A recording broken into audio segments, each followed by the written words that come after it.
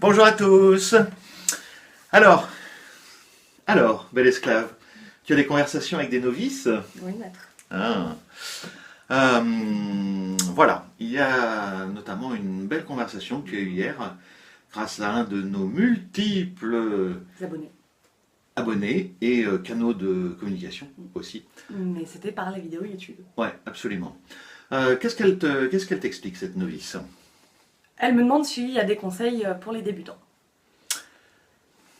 Et alors? Il n'y a rien de mieux qu'une esclave mature pour donner des conseils à une débutante, c'est clair. Alors déjà, ne pas s'engager sans connaître la personne vraiment. Et c'est pas s'être vu en réel, c'est vraiment avoir des conversations, connaître qui on a en face de soi, des deux côtés. Avant, c'était un homme avec qui je parlais que j'essayais de connaître. Mais c'est pas parce que je suis esclave au fond de moi et qu'il est maître au fond de lui qu'il a des ordres à me donner avant que j'ai donné mon consentement, par exemple. Très clairement. Et il faut très bien savoir ce à quoi l'on s'engage. Donc l'engagement ne peut pas être unilatéral, il est forcément bilatéral. Cette soumise a évoqué un contrat. Mhm. Et alors qu'est-ce qu'il y avait dans ce contrat? Il y avait du paraphrase des 12 règles de la soumise, sachant que déjà, même les premières personnes qui l'ont fait, c'est Salomé et son maître, dans les années 80, ils sont même revenus dessus eux-mêmes. Mais dans tous les cas, un contrat, c'est quand même unique. Vous n'êtes pas Salomé, vous n'êtes pas le maître de Salomé, vous êtes vous-même. Et on ne peut pas faire un contrat qui soit le même pour deux personnes. Même s'il avait fait un contrat pour moi, le contrat qu'il ferait pour Neko, ce serait pas le même. Évidemment. Donc certes, les engagements et les responsabilités qu'il a envers son esclave sont les mêmes pour moi que pour Neko. Mais par contre, les devoirs de la personne, c'est en fonction de ses qualités, en fonction de ses faiblesses, en fonction de ses peurs, de ses limites, au début. Bien sûr. C'est quand même incroyable qu'en 2018, alors que ces 12 règles de la soumise, des règles absolument stupides, genre en présence du maître, tu garderas toujours les yeux baissés, ou alors tu fixeras toi-même la nature de ta punition. Mais sincèrement, mais même Mastermind et Salomé ont dit, mais surtout, nous on a bien vu que c'était presque un fantasme, quoi, qu'il y ait des gens qui s'en servent encore pour établir un contrat de soumission. Non. Non, ce n'est pas un contrat de soumission, c'est une espèce de délire qui fait partie, qui devrait être dans les poubelles de l'internet, ça c'est clair. Je suis absolument stupéfait qu'il y ait encore des gens pour croire que, un, ça puisse être possible, deux, ça puisse même ressembler à un contrat. Un contrat, c'est un engagement entre deux personnes. Et si un maître ou une maîtresse souhaite vous fournir, vous propose un contrat dans lequel il n'y a aucune de ces responsabilités, ce n'est pas un contrat, c'est de la bêtise. Voilà. Et là, dans ce contrat-là, il y avait jamais tu ne mentiras.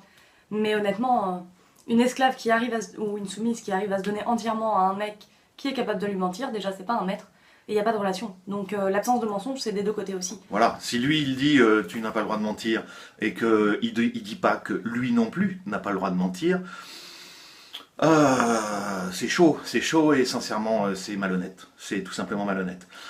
Il ne faut jamais que quelqu'un imagine que parce qu'une personne se met dans une position de soumission, elle en oublie de réfléchir. Et non seulement elle n'oublie pas de réfléchir, mais particulièrement sur les premiers mois des engagements, elle est tout à fait à même, cette personne soumise, de confronter ce qui lui arrive à son désir de soumission. Et dans son désir de soumission, puisqu'elle est honnête vis-à-vis d'elle-même, puisqu'elle reconnaît ce désir en elle-même, si elle ne reconnaît pas le désir d'assumer cette responsabilité et d'être entier, transparent, sans aucun mensonge de la part du maître, elle s'en ira. Elle aura bien raison. Et le plus tôt sera le mieux, clairement. S'il y a bien une chose qui éteint, mais quasiment définitivement, une relation de domination-soumission, c'est bien la perte de confiance avec les mensonges, les manipulations cachées, masquées, les doubles vies, etc. Je vous dis ça parce que effectivement, ce sont les choses qui existent. Et il y a autre chose aussi, mon esclave. Oui, dans tous les cas, une corde peut tuer, par exemple. Tuer à la limite, c'est pas grave. Ça peut paralyser la vie. C'est pour moi encore pire. Il y a certaines pratiques qui sont dangereuses. Il y a des jeux de couteau qui sont dangereux. Toutes les pratiques doivent être maniées avec précaution. Par exemple, moi je suis fragile du dos. Si jamais il utilise le fouet sans savoir viser et que je me prends un coup dans le dos, je peux être bloquée pendant 2 jours, voire plus. Ce qui ne s'est jamais produit. Voilà. Et évidemment. Donc tout ça, c'est des pratiques qu'il faut apprendre. Et après, même la psychologie de l'esclave, de la soumise. savoir comment créer une relation domination-soumission.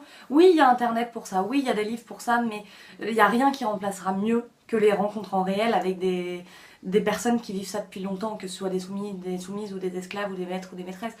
C'est des personnes qui le vivent depuis longtemps, sont à même de partager leurs expériences, et c'est quand même mieux que de lire un bouquin ou quelque chose sur Internet. Même si le vôtre est très bien, hein. À un moment ça n'empêche pas qu'il faut communiquer, Voilà, qu'il faut parler, qu'il faut se rencontrer. C'est un guide, mais c'est essentiellement un guide de réflexion. Donc je le dis bien sur la préface, je le dis bien sur la dernière page de couverture, c'est choisissez ce qui vous plaît, réfléchissez, faites preuve d'esprit d'escalier, renseignez-vous, ressentez quelque chose en vous-même et rencontrez des gens, discutez avec des gens qui pratiquent déjà. C'est la raison pour laquelle les munchs existent depuis si longtemps. Je veux dire, le munch de Rennes qui a lieu tous les premiers vendredis de chaque mois, c'est souvent dans les autres villes que ça se tient, soit le premier vendredi de chaque mois, ou quelquefois en semaine. Enfin, ça, on en parlera. Voilà, mais effectivement, c'est quand même stupéfiant qu'en 2018, simplement parce que le garçon, il a trouvé les 12 règles de la soumise sur Internet, il les propose à la jeune fille qui souhaite vivre une aventure humaine importante et unique avec Parce lui. que même dans votre livre, vous donnez des conseils, des trucs, des exemples, mais tout ce que vous écrivez, ça vous plaît pas. Il y a des choses. Il y a des choses que moi faire avec votre esclave. Voilà, il y a des choses que nous ne pratiquons pas, que nous ne vivons pas. Par contre, j'ai suffisamment entendu les personnes qui le vivent, et j'ai suffisamment apprécié leur sincérité, parce que généralement ce sont des couples qui sont ensemble depuis fort longtemps. Donc j'ai suffisamment été à même d'apprécier leur sincérité et la validité de leur pratique pour eux, et les raisons pour lesquelles ils le font, que évidemment, pour un guide, évidemment que j'en parle, évidemment. Mais sincèrement... Comme pour Salomé, il ne faut pas prendre tout et dire à sa soumise ou son esclave, tu vas faire ça, hein. C'est Rose Power qui l'a dit. Voilà, non, alors ça... Prenez ce qui vous plaît, vous regardez ce qui vous plaît pas. Non, voilà. Et Rose Power vous propose des pistes de réflexion, quelquefois même vous choquer, mais en même temps, ça va vous nourrir et ça va vous mettre face à votre responsabilité à vous, votre responsabilité de soumise, votre responsabilité de maître. Il y a une chose sur laquelle je tiens à insister, Sklavlina, c'est que lorsqu'on entre en relation de domination-soumission, cet engagement, c'est pas quelque chose que l'on prend, que l'on achète au supermarché, que l'on pose sur une étagère, et puis tout va bien. Non, c'est quelque chose de dynamique. Donc il doit y avoir, et ça fait partie des quelques règles qui doivent régir, enfin qui régissent notre relation à nous, et j'aimerais qu'elle régisse beaucoup d'autres relations, hein, voilà, après chacun fait comme il veut, mais il y a une vraie volonté d'épanouissement et de progrès. C'est-à-dire, de progrès par l'étude, par les rencontres, il y a une vraie faculté dans ce que nous engageons à une meilleure pratique, une meilleure appréciation des plaisirs que nous prenons à vivre ainsi, parce que la relation elle est dynamique, on l'a déjà dit, mais nous éprouvons aujourd'hui des plaisirs que l'on n'éprouvait pas forcément il y a 2 ans, et il est probable, et même certain, que dans 4, 5, 10 ans, nous n'éprouverons pas du tout les mêmes plaisirs, nous aurons des pratiques différentes, aussi parce que je me suis engagé, effectivement, à être meilleur, et elle s'est engagée à être meilleure.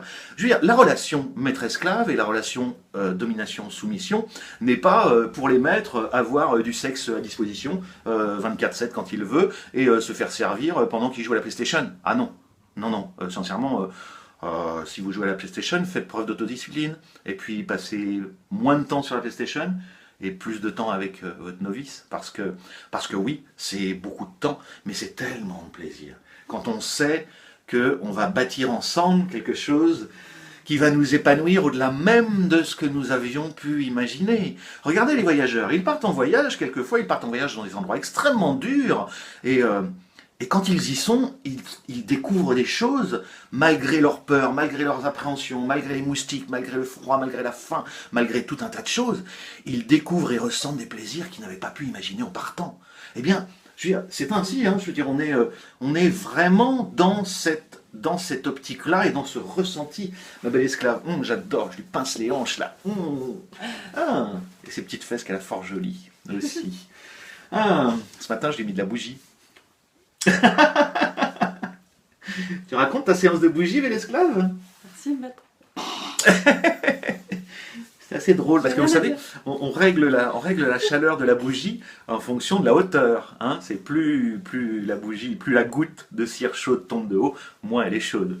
Et à un moment, elle a osé me dire, maître, vous n'êtes pas un peu près? Bon, je dis ça, hein.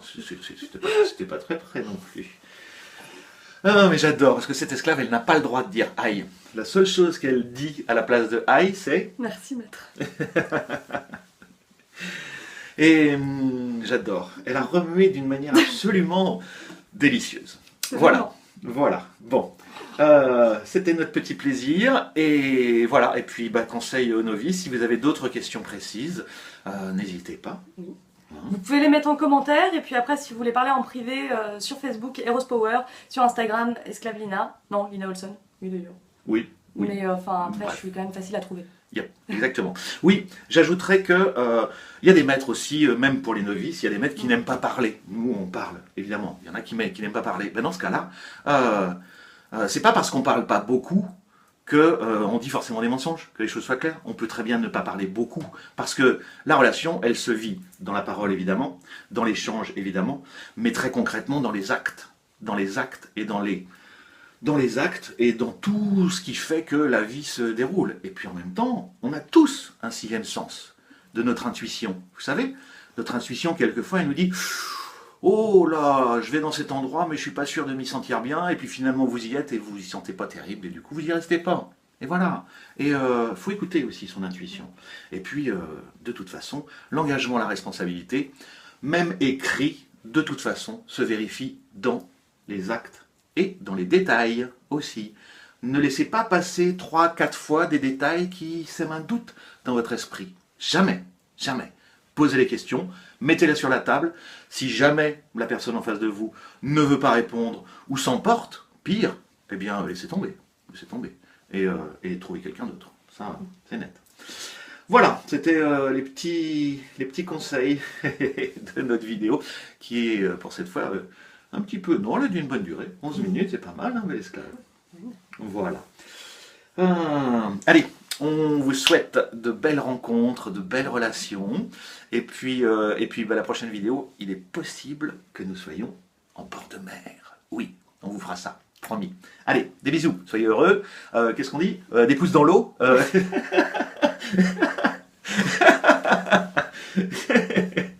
Voilà, des pouces en haut, hein. Voilà. Abonnez-vous et puis partagez autour de vous. Hein. Allez, prenez soin de vous. Ciao, ciao.